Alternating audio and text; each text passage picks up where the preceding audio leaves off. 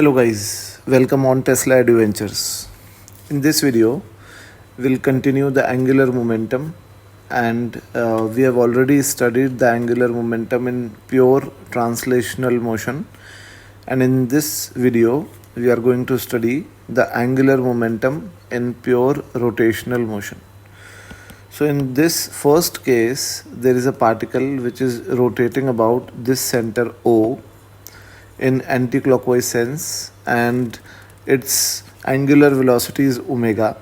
So you can see that if it is rotating in anti-clockwise sense and you can curl the fingers of your right hand along the sense of the rotation, then omega will be pointing in the upward direction, in the y direction.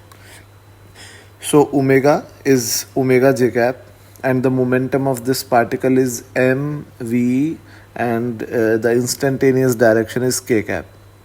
K cap is the z-axis direction which is inside the plane. So this is the single point object. Now we have to find out the angular momentum of this single point object about this point O and about this axis. So the angular momentum of this point object about O will be I omega vector, and this is a vector relationship which is valid in this case, and here this I is m into r square and this is omega vector. Now this is very important and this is very precise to know that this is a vector relationship, and this vector relationship is only valid when the direction of angular momentum is in the same direction of omega. Now if you find out the direction of angular momentum by mvr or r cross p, then you will see that if you curl your finger from r to p, then it would rotate in anti-clockwise sense, and the direction of angular momentum in this case would again be in the direction of omega in the y-axis. So we can say that in this case the angular momentum of this particle about point O, or the angular momentum of the particle about this axis, about y-axis, I am writing this as y-axis, would be again I omega. So this I is again mr square and this is omega vector. So this vector relationship is absolutely valid if a point object is rotating in a circle and we are writing its angular momentum about the center of the circle or the axis of rotation. Now if there is a disk, then we can directly write down the angular momentum about point O, this is O, or about axis in the vector form, this is y-axis, as it is equal to I omega vector, and I of this disk is m r square by 2 and this is omega vector. So this is L. So this vector relationship is valid in these two cases, and in the case of pure rotational motion, the angular momentum, I am writing it down, that angular momentum about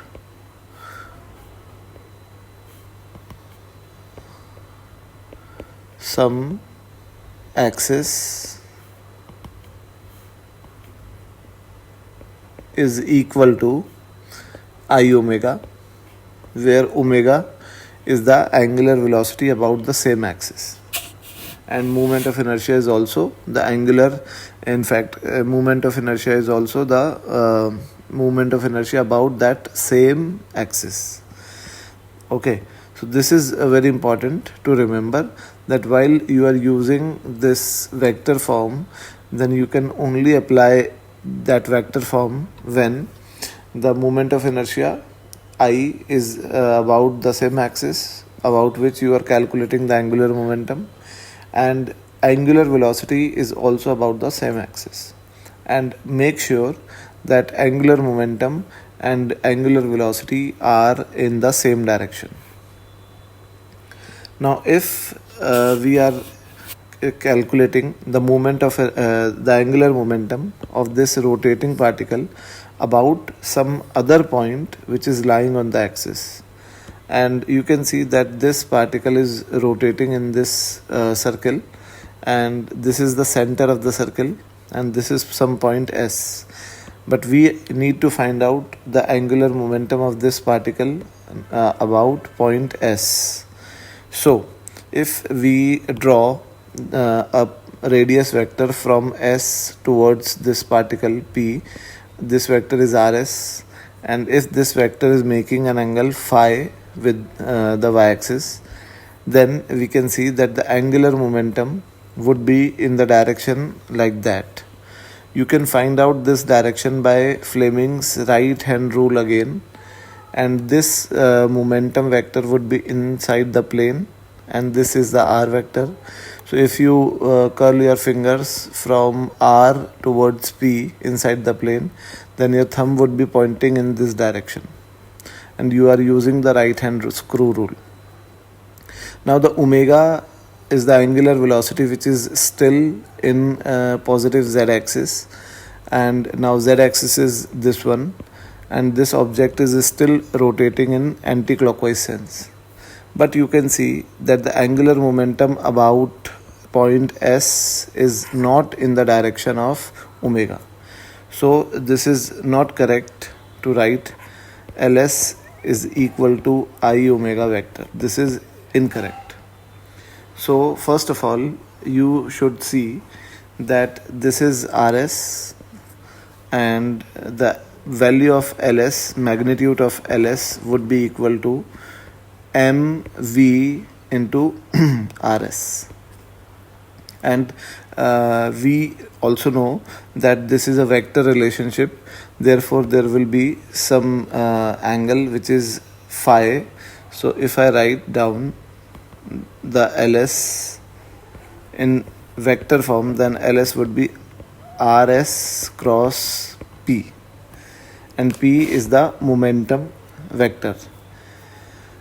now this Ls would be equal to, this is Rs, and the momentum vector is perpendicular to r vector. You can see that if this momentum vector is inside this plane and this Rs is lying in this plane, so Rs and momentum vector would be perpendicular to each other, so there would be a sine 90. So the magnitude of Ls would be equal to Rs into mv. Okay, now this is the angular momentum of this particle about point S, and this relation is also incorrect. So if you this angular momentum is also not equal to, Ls is also not equal to the angular momentum about z-axis. So this is also correct, that this angular momentum is not the angular momentum about z-axis. But if we find out the components of this angular momentum, so the first component of this angular momentum, like that, in the z-axis would be Ls sine phi, and this component would be Ls cos phi. So you can see that Ls sine phi is equal to Rs into mv sine phi, and this Rs into sine phi, Rs sine phi, is equal to capital R. You can see that in this triangle, Rs cos phi is this, and Rs sine phi is R. So this is capital R.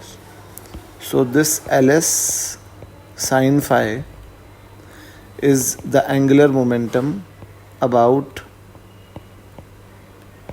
z-axis, and this is also equal to mv capital R. So we can also find out this angular momentum directly by using mv capital R, and in this case this angular momentum about z-axis is only one component of the total angular momentum. The other component is ls cos phi. So if you write down that ls sin phi in the vector form, and this is equal to I omega vector, where I is the moment of inertia about z-axis and omega is the angular velocity, then this relation is correct. But this relation that the total angular momentum is equal to I omega vector, this is incorrect, because this angular momentum is in some other direction and omega is in the z-axis. Now in this case you can also say that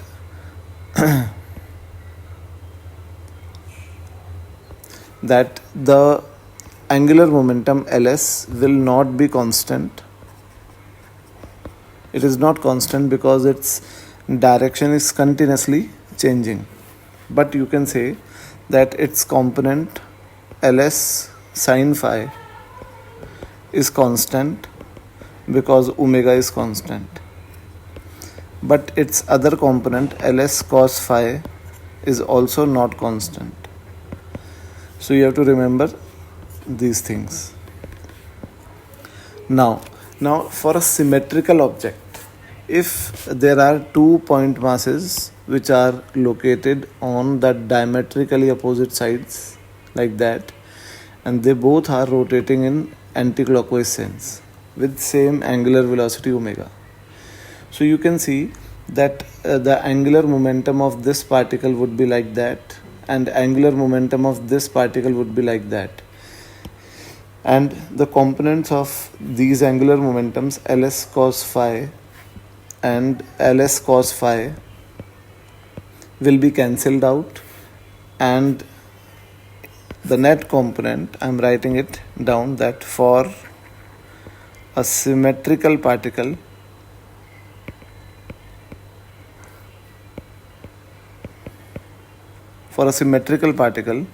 the total angular momentum would be only in the direction of the omega and along the axis, because these components ls cos phi and ls cos phi would be cancelled out, and the net angular momentum ls would still be in the direction of omega. So you can write it as I omega vector. So this relationship is absolutely correct for a symmetrical particle system. Now for a symmetrical particle system, it means that there are two particles which are located at the same distance from each other, in fact at diametrically opposite ends of the circle, and they are rotating with the same angular velocity omega about the same center. Now you can also say that if omega is constant, obviously when we are discussing that ls sin phi is constant, then omega is also constant. So if omega is constant, then in this case the net angular momentum ls would be constant. But in the case when there was only one particle which was rotating, ls vector was not constant. Okay, so this is very important to note. So this was the system in which there was pure rotational motion, and in these kind of systems you can write the angular momentum like that as I have illustrated. Now let us move on the numericals which are based on angular momentum on pure rotational motion.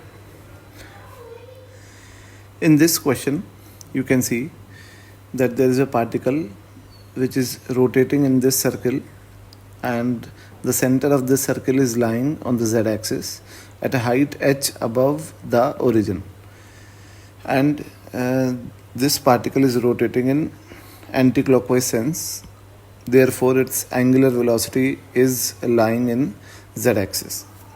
Now this radius is r and this height is h.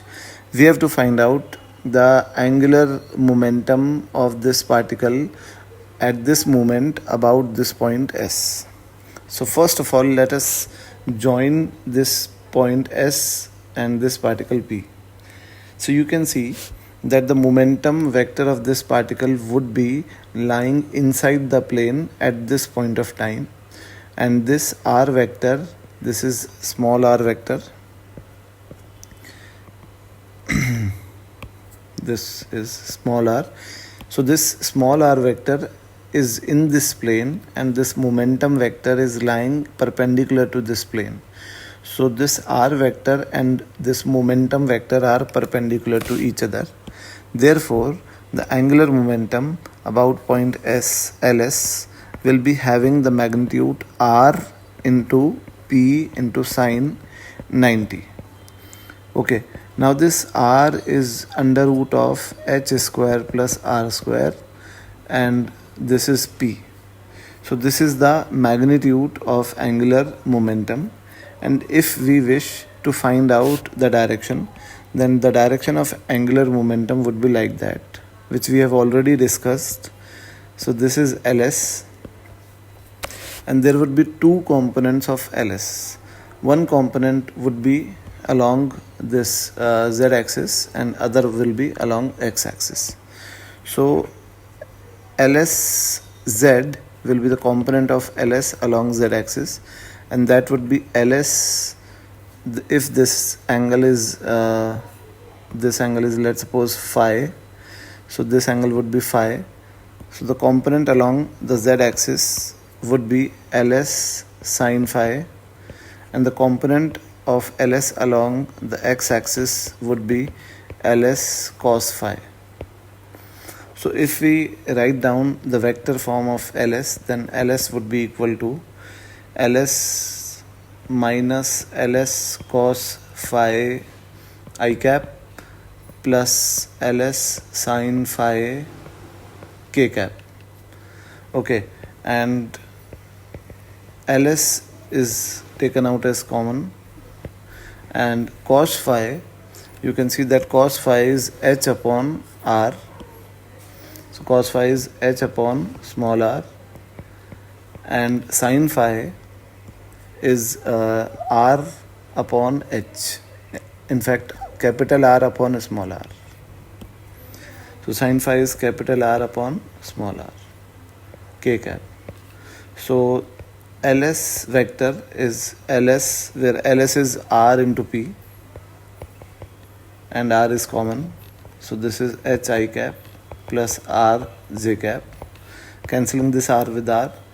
So LS would be equal to p into h I cap plus r j cap. So this is the angular momentum of this particle about point S. Now let's move on the next question. In this question, there is a particle, this one, and it is rotating in a circle in anti-clockwise sense about this center S and about this z-axis. Now we already know that if it is rotating in anti-clockwise sense, then the omega vector, angular velocity vector, would be pointing in positive z direction, and we have to find out its angular momentum about its center S. So we already know that the angular momentum of any particle about its center of rotation is equal to the angular momentum about the axis passing through the center, obviously.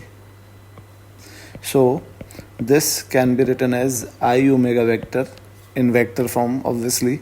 So LS is equal to I, where I is mr square, and omega vector is equal to V upon R.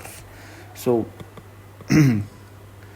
omega vector can be written in terms of V, that V is equal to R omega, R cross omega.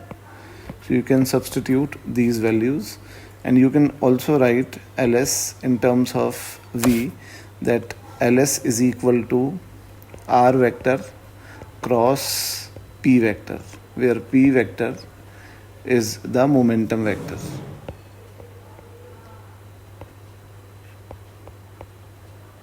So this is the correct answer of Ls. Thank you.